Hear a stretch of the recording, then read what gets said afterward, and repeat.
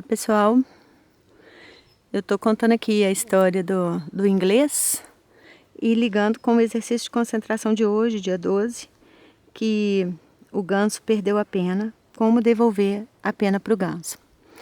Então, no meu caso, eu perdi a paz de espírito, a tranquilidade da minha casa, com esse inglês vindo aqui e como devolver a minha paz de espírito para mim.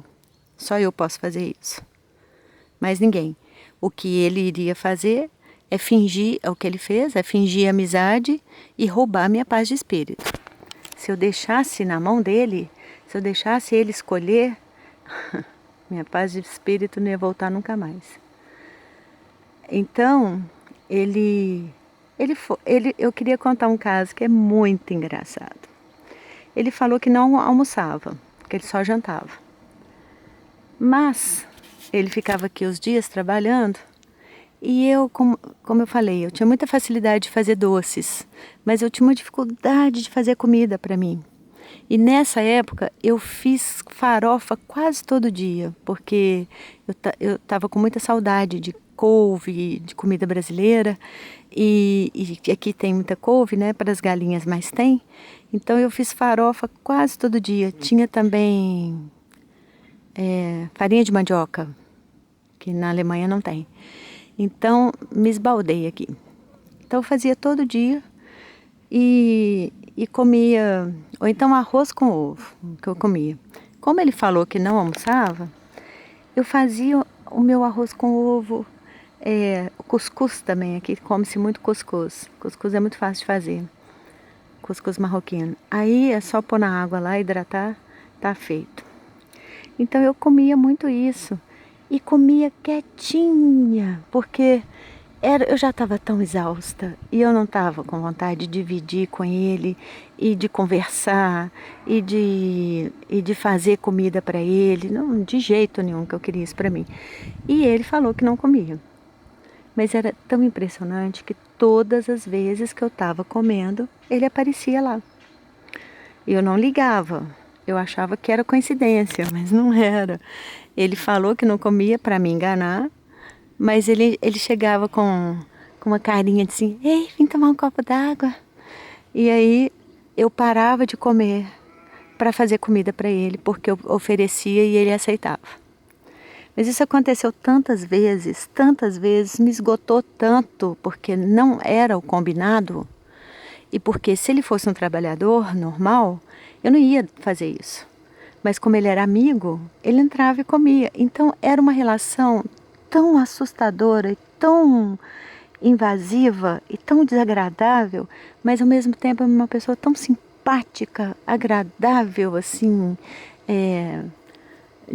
de ver, que as pessoas acham ele um super gentil e tal.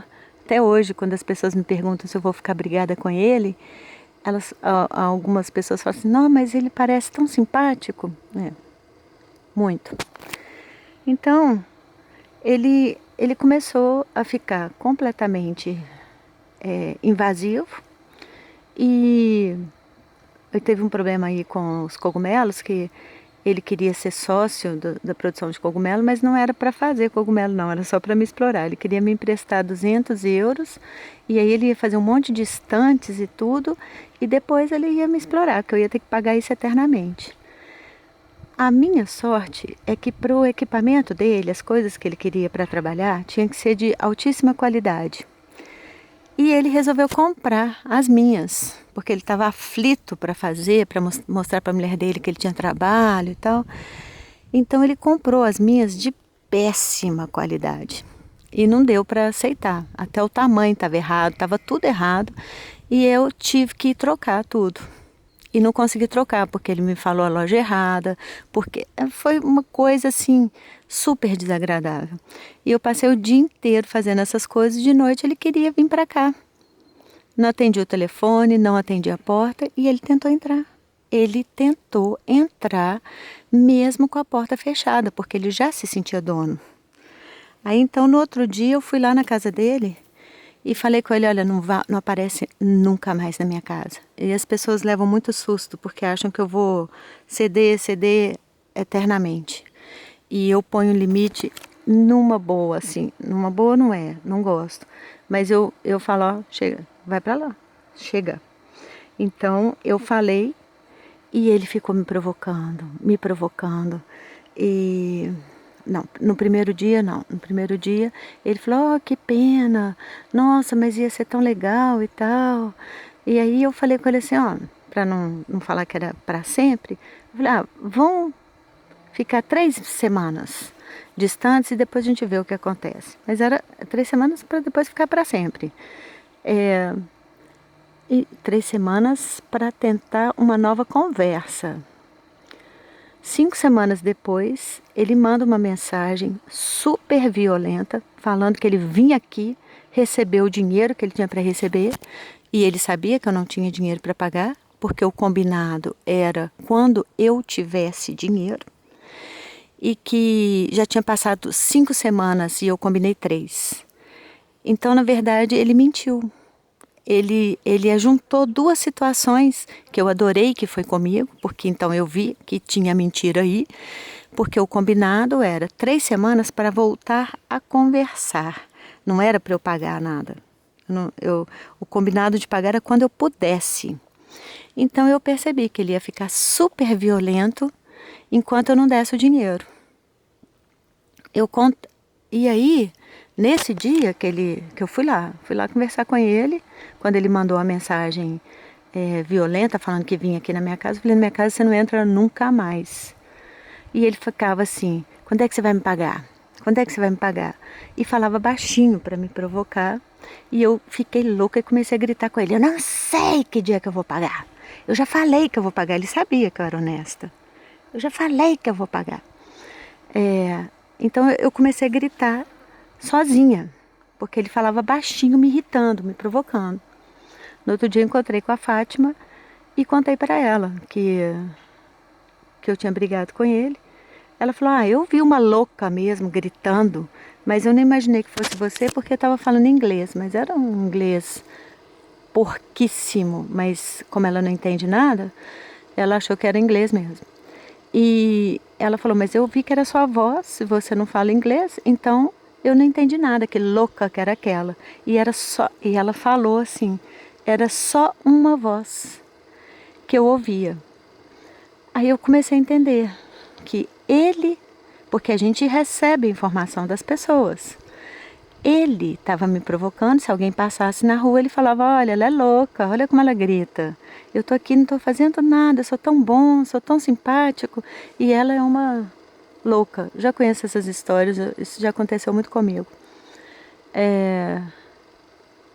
Então eu falei isso para ela ficou condoída e me emprestou o dinheiro.